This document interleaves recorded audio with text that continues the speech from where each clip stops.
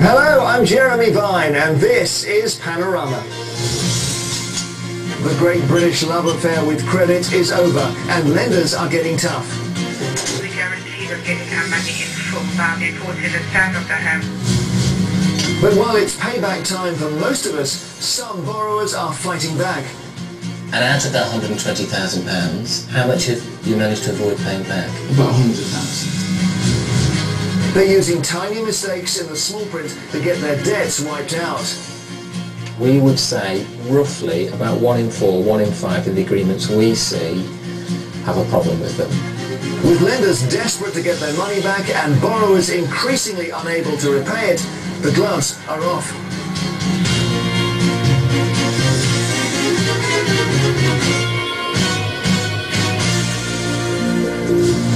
We were splashing it about in the good times, and so were the lenders. On average, every single British adult now owes almost £5,000 on credit cards, loans and overdrafts. The idea that that money belongs to somebody else and will have to be repaid at some point seems to have gone out of the window.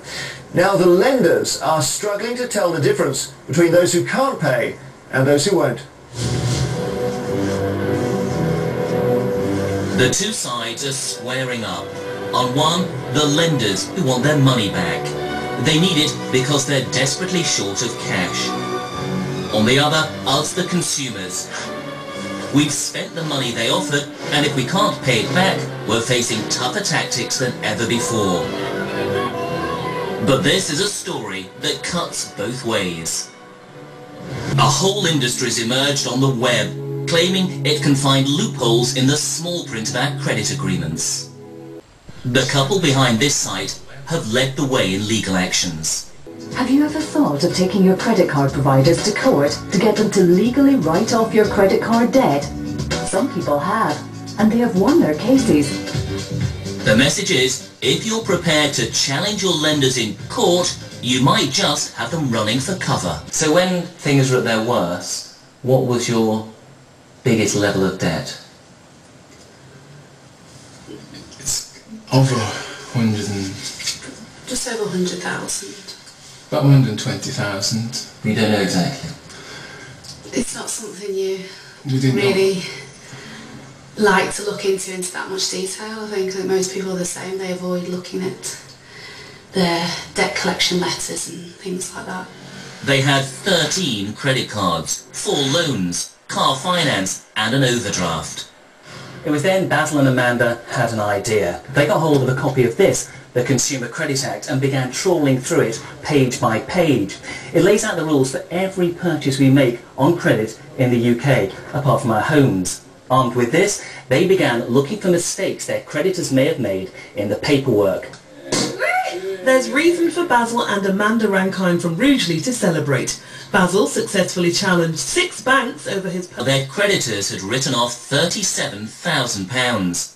And they weren't alone. Specialist legal firms were winning with similar tactics. We would say roughly about 1 in 4, 1 in 5 of the agreements we see have a problem with them. So with that quantity you're talking about, they would get the loan written off, completely written off. Yes, the existing loan could be written off. People will find that extraordinary, I think. And would you say that's down to what? The drafting of a letter, a missing full stop, or something more substantial? Something more substantial than that. So it can be how the loan was sold, or indeed how charges have been put into the paperwork that have essentially been put in the wrong place, that kind of thing. Part of it is written off by the lender. That means that there is no debt on their books, so that money is not owed.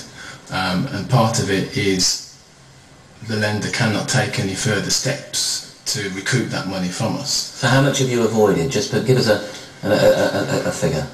About 100,000. You've avoided paying 100,000 out of 120,000. Well, we used our legal rights. But why are you so special and different from everybody else that you're allowed to take money off an institution and not pay it back? If the law says that I have the legal right to avoid payment, then that's my option. Sir Roy Good is an eminent lawyer who knows the Act better than most. He was instrumental in its creation more than 30 years ago. The rules relating to the formation of agreements are extremely complex. It is very easy for a creditor to make a little slip. Indeed, in some respects, some of the rules are not very clear. So any slip that is made entitles the consumer to refuse to pay unless the court gives leave to enforce the agreement. Pursuing troublesome debts is expensive and time-consuming for lenders.